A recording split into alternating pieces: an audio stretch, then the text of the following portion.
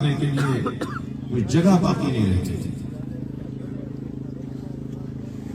اقتدار پہ لٹکاؤ، یہ قرآن کا قاعدہ ہے. جب تک آپ ظالم کو سزا نہیں دیں گے، جب تک آپ قاتل کو سزا نہیں دیں گے، معاشرے میں امن برقرار نہیں ہوگا. اسلامی مملکت ہے، شریعت کے مطابق اس مملکت کو بنایا گیا ہے.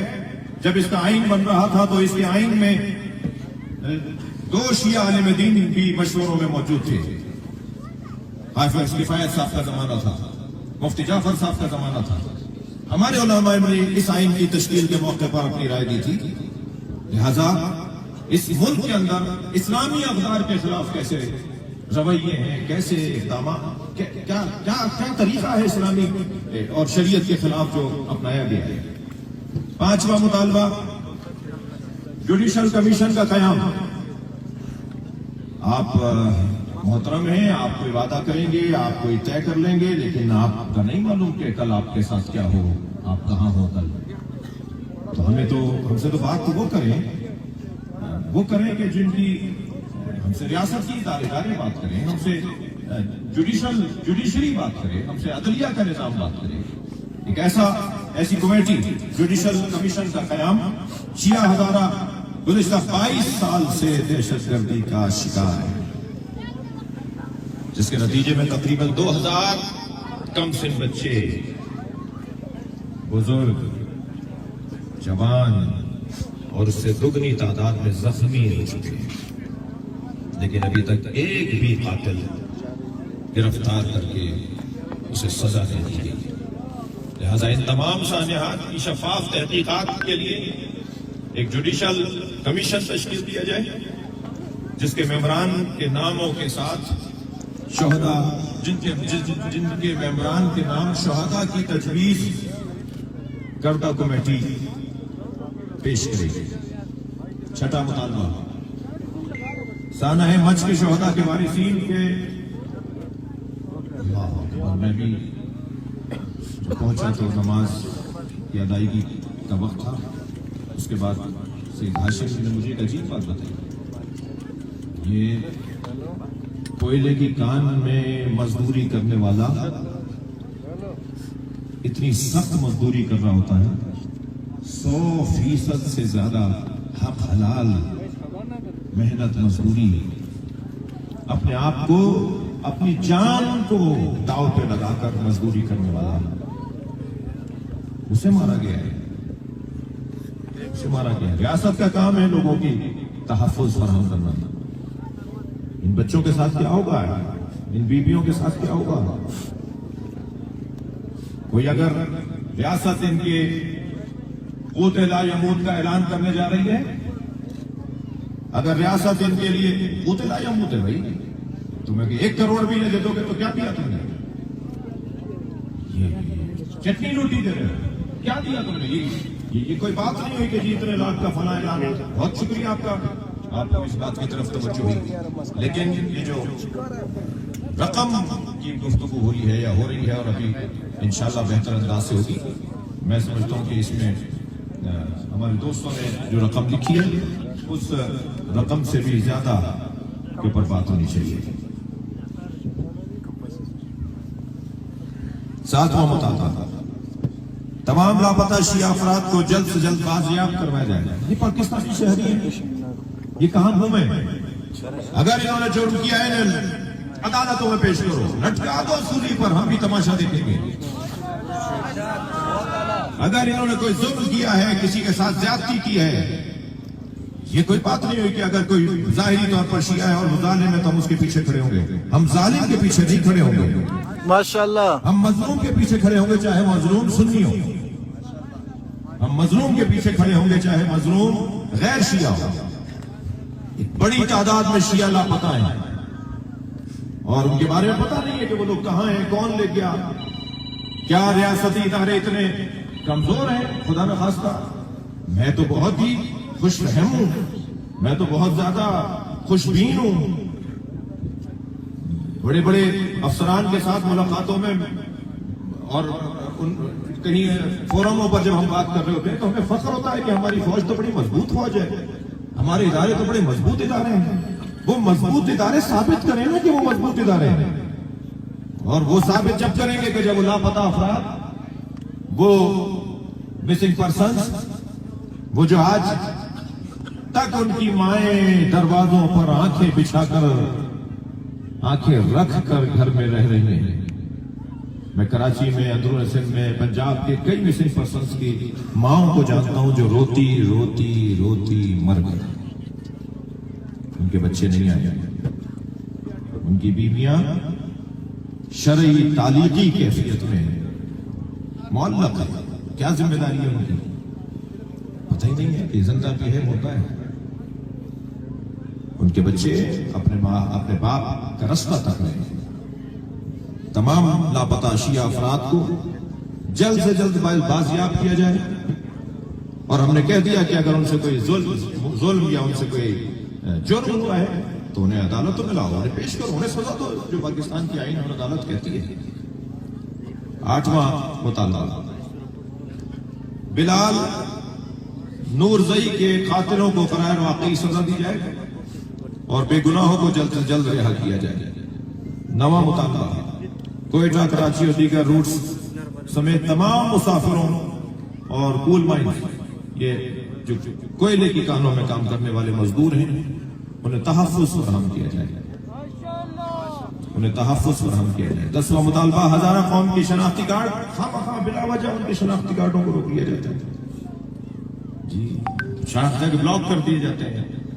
وہ شناختی کارڈ کے مسئلے میں الجھ کر معلوم ہے کہ پاسپورٹ کے مسائل شروع ہو گئے، پھر وہ ووٹ ڈالنے کے مسائل شروع ہو گئے، پھر وہ اور جو اداروں میں پاس شناختی کارڈ کی ضرورت پیش آتی ہے اس کے مسائل شروع ہو گئے۔ کیوں زیادتی کر رہے ہو؟ میری اپنی تحقیق کے مطابق اور میری اپنی معلومات کے مطابق پاکستان میں چند ہی برادریاں ہوں گی جنہوں نے پاکستان کی اتنی خدمت کی ہے جتنا ہزارہ برادری نے کی۔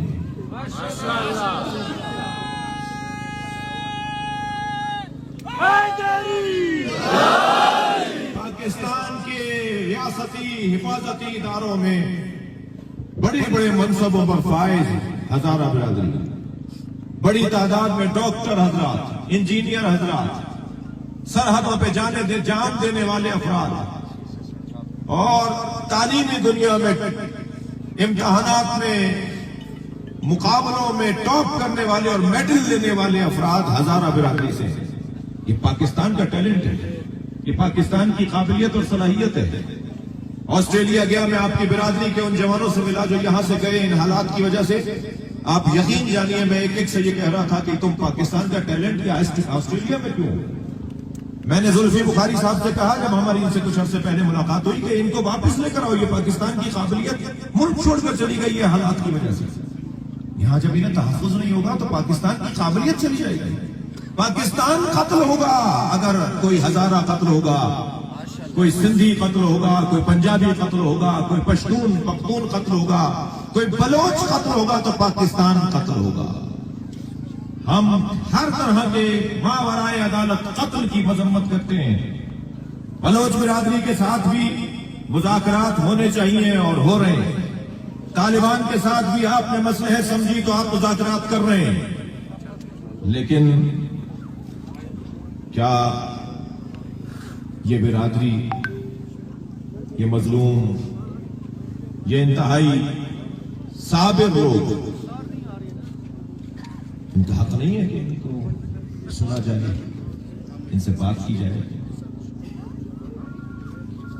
ابھی مذاکرات کا عمل گزشتہ دنوں سے آپ کے ساتھ جاری ہے۔ اس وقت کچھ ذمہ داران تشریف فرما ہیں۔ امید کرتا ہوں کہ مقامی اور حاضر اور بلوچستان کی اور خاص طور پہ کوئٹہ کی جو شخصیات اس وقت بھی اسٹیج پہ موجود ہیں وہ ان مطالبات کے پیش نظر کسی نتیجے پر پہنچیں گے، اور یہ بات یقین سے میں آپ کے ساتھ کہنا چاہوں گا کہ جو آپ کی آواز ہے وہی ہماری آواز ہے۔ ہم آپ کی آواز پر اور آپ کے مطالبات پر کھڑے ہیں اور توقع کرتے ہیں کہ آج رات تک کسی نتیجے تک ہم پہنچیں۔ اگر آج رات تک ہم کسی نتیجے پر نہیں پہنچے تو ہمیں پاکستان جام کرنا آتا ہے۔ لبیک یا حسین،